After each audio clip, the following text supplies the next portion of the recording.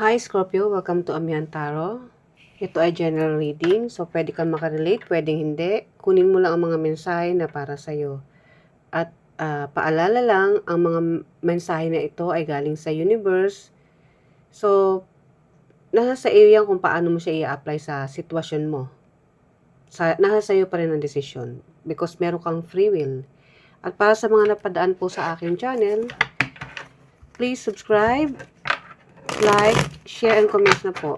At kung gusto niyo ma-update sa mga reading ko, please paki-hit na lang po ang notification bell. Okay. So now let's start, Scorpio. Universe, ano po ang paparating na messages kay Scorpio nitong linggo na to, July 13 to July 19, 2026. So, Scorpio, ito yung overall energy. 12 coins. Yung challenge. Ang yung hidden energy. Past energy. Present. Future. Ang outcome. At ito naman ang advice. So, Scorpio, itong linggo na to is masyado kang abala. Busy. Busy sa trabaho, busy sa personal na buhay, sa sarili mo o sa pamilya mo o mga mahal mo sa buhay. And then, sa sobrang busy mo rin sa trabaho, may mga times na nitong linggo na to ay hindi mo na alam kung paano mo babalansihin ang oras mo. Dahil na over-occupy ka ng iyong mga gawain sa araw-araw. And then, pero magandang energy to. Kasi busy ka at least busy ka sa pagkakaperahan, busy ka sa sarili mong pagkakalibangan. Ando din yung magandang energy, but at times, kailangan mong balansehin kasi baka sa sobrang busy mo, hindi mo na alam kung ano uunahin mo. And then, ang iyong challenge is King of Swords. May mga iniisip ka na o mayroon kang gustong pagdesisyonan pero may mga gumugulo sa isip mo. Dahil nga siguro busy ka, kaya hindi ka makapag-desisyon ng tama. O pwede rin ito yung mga bagay na may gusto kang sabihin, pero hindi mo masabi dahil maaaring nahihiya ka o na may ando din yung alinlangan. And then, yung hidden energy, the hangman, meron kang mga tinitingnan o meron kang self-reflection. Maaaring ito'y tungkol sa trabaho mo na gusto mong gawin, na ginagawa mo na pero mas gusto mo bang ma-improve. So, tinitingnan mo kung ano pa yung mas tamang gawin para mag-level up. And then, ang iyong past energy, 5 of Swords. So, conflict. May nangyaring conflict na sa tingin mo hindi naging fair o nag-cause sa'yo ng parang na-betrayed ang feeling mo. Parang nandun yung na-traitor ka o merong taong hindi maganda ang naging outcome nitong conflict na nangyari sa inyo. Whether ito'y isang taong kakilala mo, individual, o maaaring sa trabaho mo. Para kasi rito may nagpapagalingan, parang competition. And then, ang iyong present energy, the judgment. So, magkakaroon ka nito ng awakening. Awakening na sa tingin mo, mag-gain ka ng knowledge o sa tingin mo is mapapabuti sa iyong growth. Na bigla mong na-realize na, ito yung tama kong gawin, ito pala yung dapat kong gawin. Na sa tingin mo is, parang sa tingin mo is parang magkakaroon ka ng recognition pag ito yung nagawa mo. Kasi may mga taong parang nagpe-praise sa'yo o nagkakaroon sila ng parang iniidolo ka sa ginawa mo o sa gagawin mo. And then, ang iyong future energy is 7 of Wands. Sa tingin ko, meron nga ritong conflict. Kasi ando dito yung conflict in the past, in the future. Ando dun pa rin, pero ando dun na yung nagsiset ka na ng boundaries. So, kung sino man tong mga taong to, hindi mo hahayaan na maging hadlang kung ano man yung gusto mong plano o gusto mong gawin sa buhay mo o sa trabaho mo. Dahil nga ito yung present energy mo. Gusto mo ng tagumpay. Gusto mo ng recognition. May mga taong nagpe-praise sa'yo. But alam mo naman, ang tao, lalo na yung mga katrabaho o nakapaligid sa'yo, pag nakikitang medyo gumaganda ang iyong estado sa buhay, nagkakaroon niya ng jealousy. Lalo na kung sa umpisa pa lang o in the past, may competition na nangyari. But sa nakikita kong ito, hindi mo hahayaan na basta ka na lang ibaba o ma-down. Kaya lalabang ka pa rin kung ano yung gusto mo at kung ano yung tama sa tingin mo. 7 of coins, ang iyong outcome. So, like what I've said, meron kang gusto mangyari. So, yung gusto mo mangyari yun, yung sa tingin mo is yung pinaghirapan mo na may earn mo. Kumbaga, ando dun yung iha-harvest mo na o yung reward na hinihintay mo. And then, ang advice is 6 of coins, 6 of pentacles, balance when it comes to money. And dito rin yung equal give and take. Kung sino yung huhingi ng tulong sa'yo, meron kang ibibigay, pwede ka mag-provide. Pero sinasabi dito ng universe, since advice, hinay-hinay. Dahil alam mo naman ang pera, hindi lang basta-basta yan pinagsusumikapan, pinaghihirapan. So, kailangan mo rin balansehin. Make sure na yung binibigyan mong tao is worth it na pagbigyan o deserve niya talaga na matulungan. So, now, let's clarify. Universe, ano po ang mga messages na paparating kay Scorpio this week?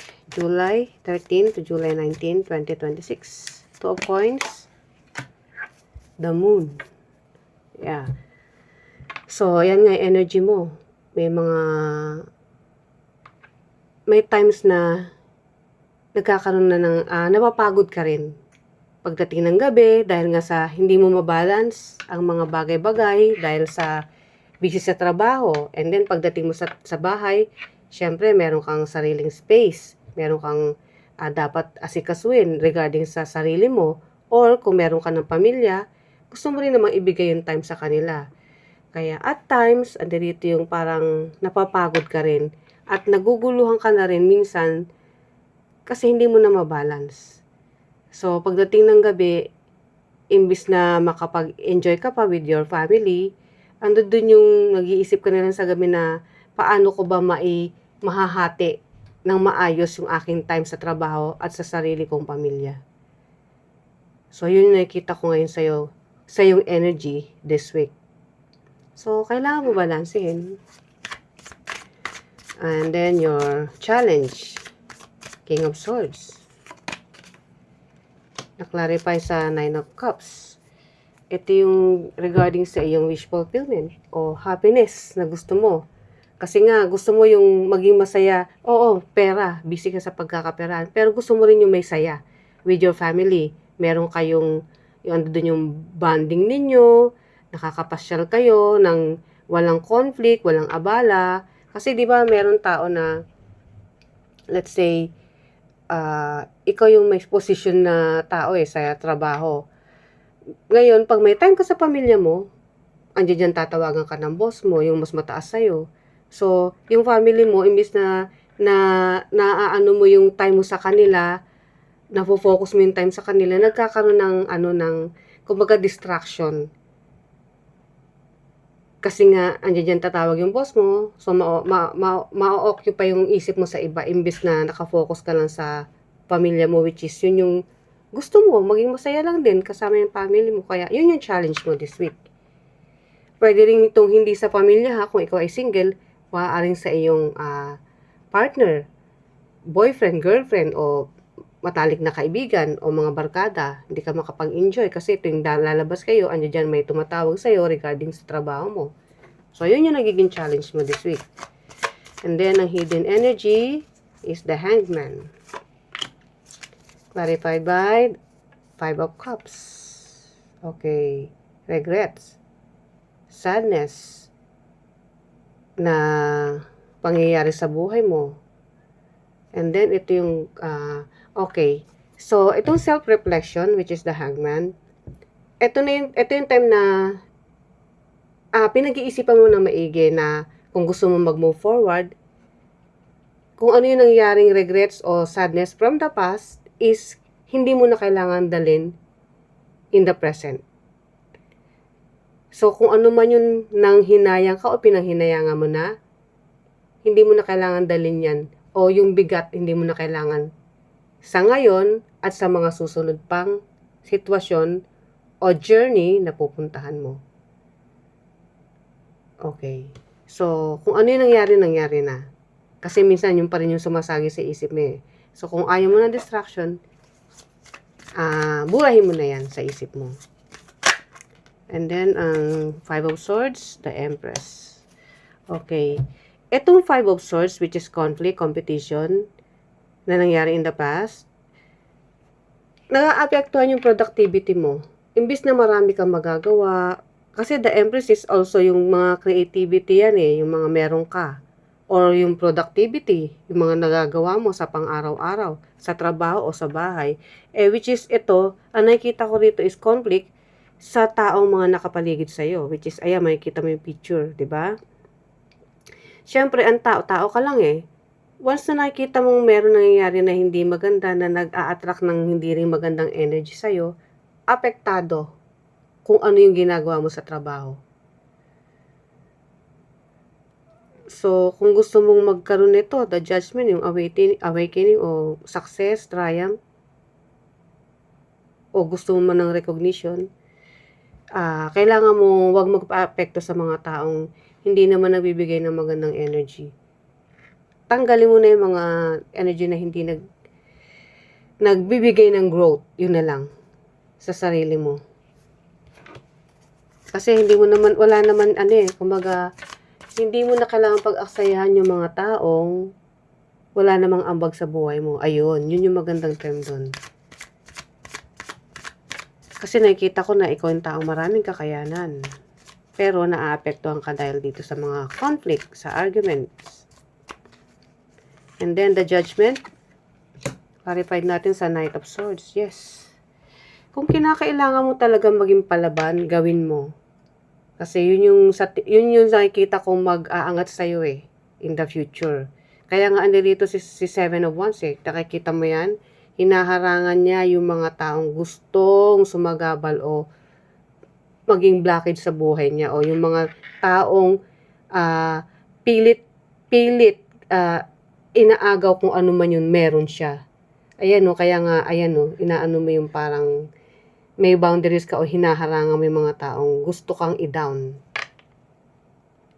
So, in the present moment, yun yung gagawin mo. Kung kailangan mo ikat mo yung tao na yan. Hindi totally ikat sa buhay mo kasi makikita mo pa rin eh. Ikat mo yung energy na ibibigay niya sa'yo sa araw-araw na. Kasi araw-araw mo ito makikita kung sa trabaho mo eh. Kung sa tingin mo, umaga pa lang, dyan na yung energy o inaasar ka na o nararamdaman mo na may conflict na inaano sa'yo, ikat mo na kaagad. Huwag mo nang i-entertain. Kasi magiging sagabal lang siya eh. Kasi may mga tao talagang ganyan. Pag alam nila na mas aangat ka o nasasapawan mo sila, pilit nilang gagawin yung paraan para ma-down ka, mapanghinaan ka ng loob. Yun yung ginagawa nitong mga to.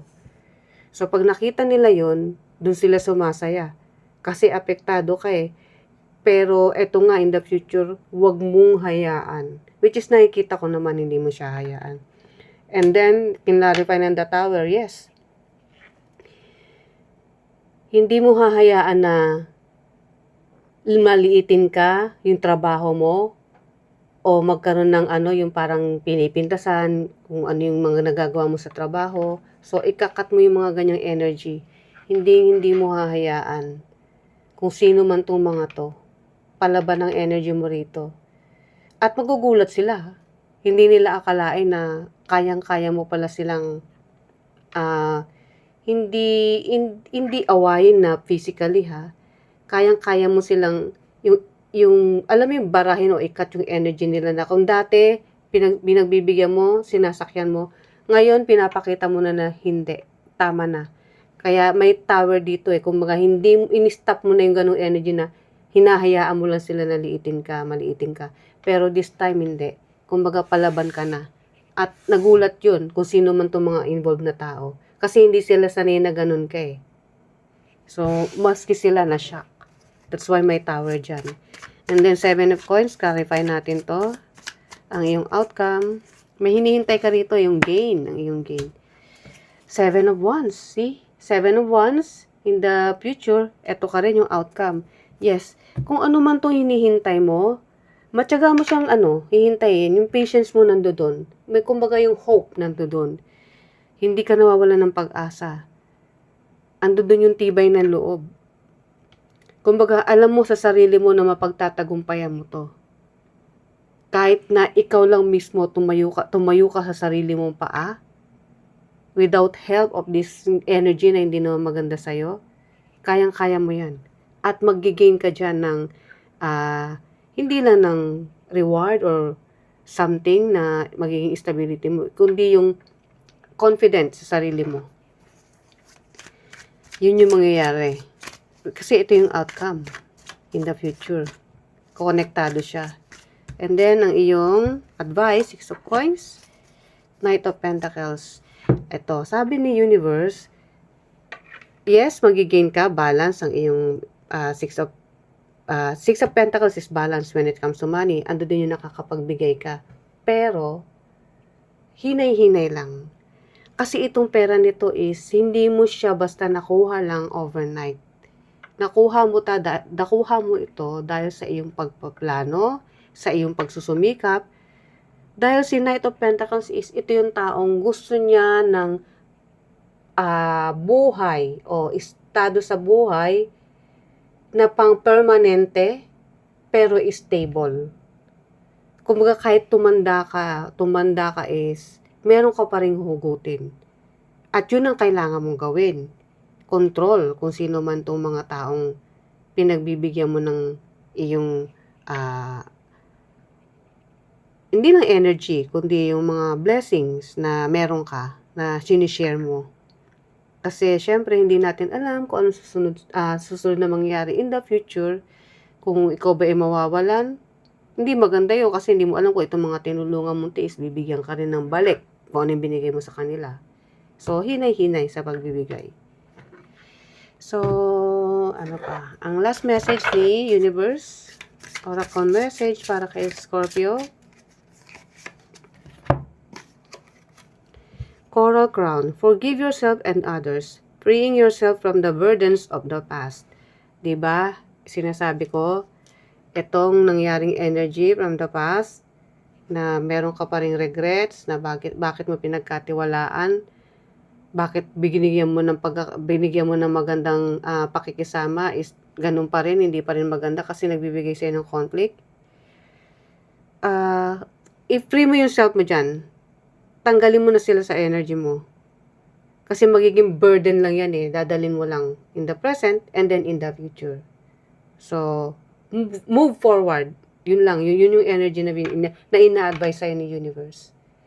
So, Scorpio, itong reading mo for this week. Sana nagustuhan mo. See you uli sa mga susunod pang reading.